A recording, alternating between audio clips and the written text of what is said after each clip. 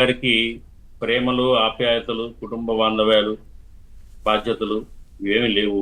కేవలం అతనికి ఉన్నది ఆస్తుల మీద, డబ్బు మీద ప్రేమ, పిచ్చి, అట్లాగే అధికారం మీద వ్యామోహం అనేది క్లియర్ కట్ గా మరి మనకు అర్థమవుతా ఉంది. మరీ ముఖ్యంగా ఈ ఎపిసోడ్ ఏదైతే తల్లికి రాసిన గిఫ్ట్ డీడ్ ని రద్దు చేయాలని మళ్ళీ ఏదైతే మరి నేషనల్ కంపెనీస్ ట్రిబ్యునల్ కి ఏదైతే రాశాడో అప్పుడే అర్థమైపోయింది ప్రజలకి. ఇప్పుడు యాక్చువల్ గా షర్మిలారెడ్డి గారు ఇప్పుడు తాజాగా ట్రిబ్యునల్ కి ఒక లేఖ ద్వారా నా పేరు తీయండి, నాకు ఎట్టి పరిస్థితులు దీనికి సంబంధం లేదు అని క్లియర్ కట్ గా ఒక పిటిషన్ వేయడం జరిగింది. అవును. ఈ పిటిషన్ యొక్క అర్థం ఏంటంటే ఇప్పుడు షర్మిలారెడ్డి గారికి ఏ కోశానా కూడా ఈ వివాదంలో సంబంధం లేదు, తాను దీంట్లో ఒక పార్టీ కాదలుచుకోలేదు. క్లియర్ కట్ గా ఆవిడ అన్న తర్వాత నాకు చెల్లెల మీద ప్రేమలు లేవు కాబట్టి ప్రేమలు తగ్గిపోయినాయి నాకు అని ఆయన మాట్లాడటం చాలా హాస్యాస్పదంగా ఉంది.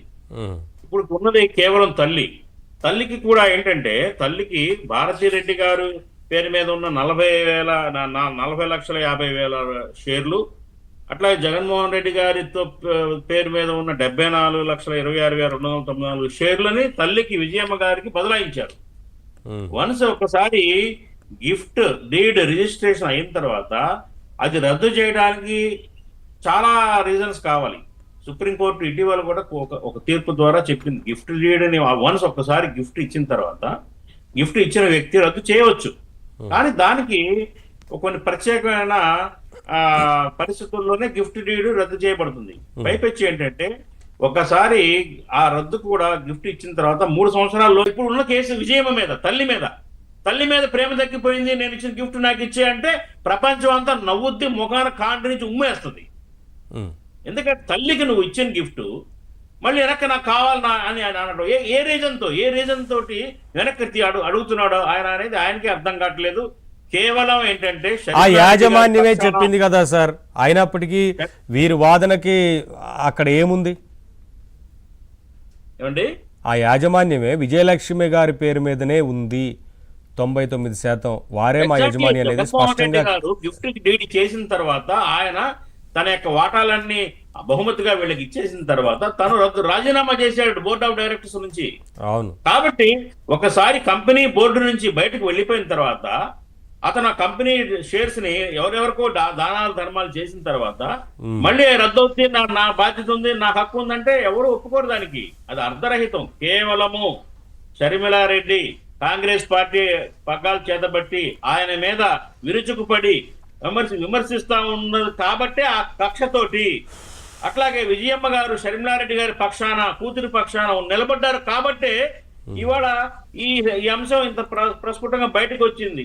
ఆయన సిగ్గు, లజ్జ, కుటుంబ పరువు బజారు పడుతుందనే యొక్క స్పృహ లేకుండా ఈ రకంగా ఆయన వాళ్ళిద్దరిని ఆడకూతురులు ఇద్దరిని కూడా బజారు నిడిచే పరిస్థితి వచ్చింది. కాబట్టి ఏంటంటే ఇవాళ జగన్మోహన్ రెడ్డి గారు ఇప్పటికైనా కానీ ఆయన మైండ్ సెట్ మార్చుకోవాలి, ఆయన ఆలోచన విధానం మార్చుకోవాలి. తను ఏం చేస్తున్నాడో ఒకసారి స్పృహ తెచ్చుకోవాలి.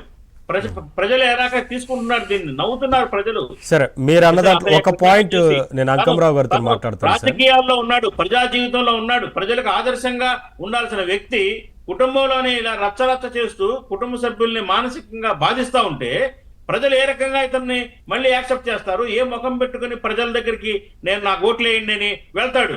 నువ్వు కుటుంబాన్నే సరిగ్గా నువ్వు ప్రేమించలేనివాడు మమ్మల్ని ఏం చేస్తావని ప్రజలు కాండి నుంచి ముఖాను అంతే కదా. కుటుంబ సమస్యల్ని పరిష్కరించినప్పుడు బయటకు వచ్చి మాట్లాడతారని అడుగుతారు కదా ప్రజలు, అడుగుతారు. చాలా అన్యాయము, దుర్మార్గకరమైన ఆలోచన విధానంతో జగన్మోహన్ రెడ్డి గారు ప్రవర్తిస్తూ ఉన్నారు ఈ విషయంలో. ఎందుకు ఆయన అనేక లక్షల కోట్లు అంతకు ముందే సంపాదించాడు. అధికారంలోకి వచ్చిన తర్వాత ఇసుక ద్వారా, లిక్కర్ ద్వారా, అనేక రకాల అవినీతి చర్యల ద్వారా, అనేక వ్యాపారాల ద్వారా చాలా సంపాదించాడు.